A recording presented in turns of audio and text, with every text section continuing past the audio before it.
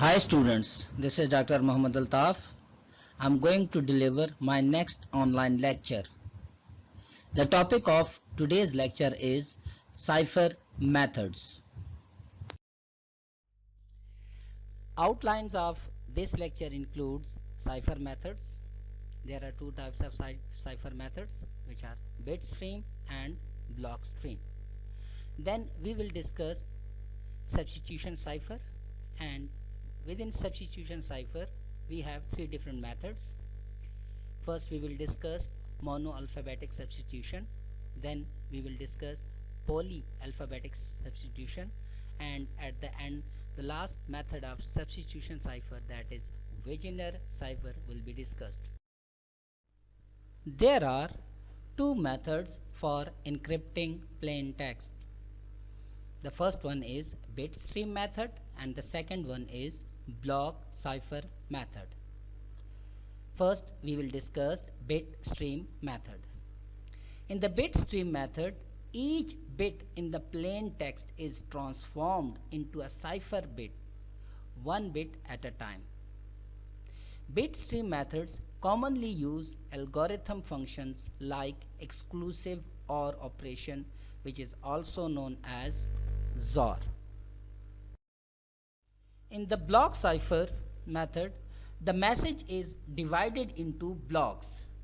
For example, sets of 8, 16, 32 or 64-bit blocks. And then each block of plain text bit is transformed into an encrypted block of cipher bits or cipher text using an algorithm and a key.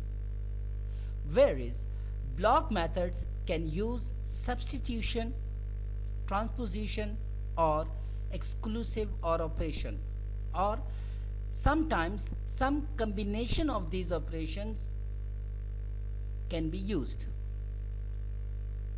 Dear students, here it should be noted that most computer-based encryption methods operate on data at the level of its binary digits, means bits, but some operate the byte or character level. To use substitution cipher, we substitute one value for another. For example, a letter in the alphabet with the letter 3 values to the right, or you can substitute one bit for another bit, that is 4 places to its left. There are three common methods which are used for substitution cipher. The first method is monoalphabetic substitution, second one is polyalphabetic substitution, and the third method which is used in substitution cipher method is known as Wegener cipher. Dear students, now we will discuss these three methods one by one. Monoalphabetic substitution uses only one alphabet. For example, as discussed earlier, a letter in the alphabet with the letter 3 values to the right, or you can substitute one bit for another bit, that is 4 places to its left. To clear it, we will consider an example. For example, we have a substitution method. In this method, we can say that we will substitute a letter with a 3 character to the right of this letter. For example, you can see that we have an initial alphabet set ABC from A to Z, and then according to the rule, according to the condition which is mentioned, that we will perform substitution with the 3 character to the right. So the encryption alphabet set is given below. As you can see that encryption alphabet set will start from D, as we mentioned earlier that A will be substituted with the character. So within this substitution scheme, if we have a word MOM and we want to encrypt MOM by using monoalphabetic substitution method, so the resultant ciphertext will be produced as PRP, because M will be substituted with P, O will be substituted according to the rule, that is R, and again we have M, so again it will be substituted with P. Dear student, let's consider we have another plain text, that is cust. So if you want to encrypt cust with this substitution scheme, the resultant ciphertext will be NXVW.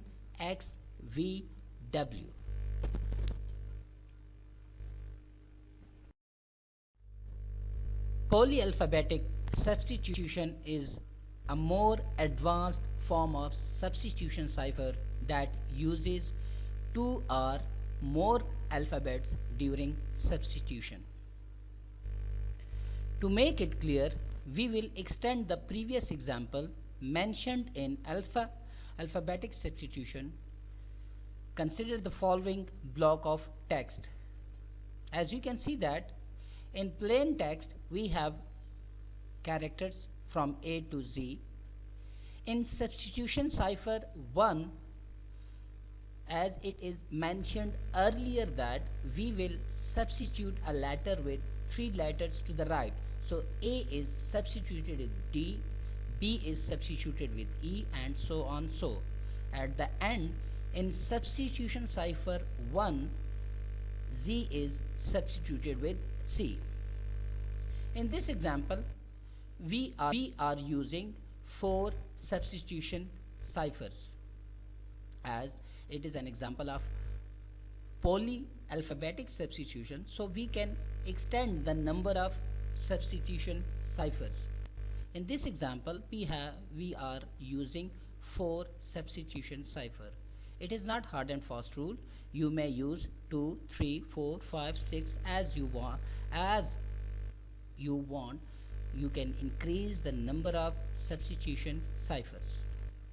So here we used in this example only 4 substitution.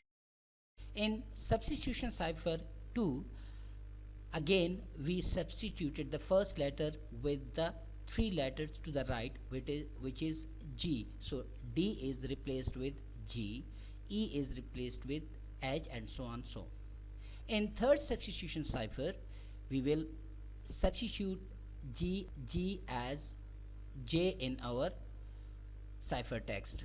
H will be substituted as K in our ciphertext, and so on. So within this substitution scheme, if we want to encrypt a plain text TEXT, then the resultant ciphertext will be WKGF.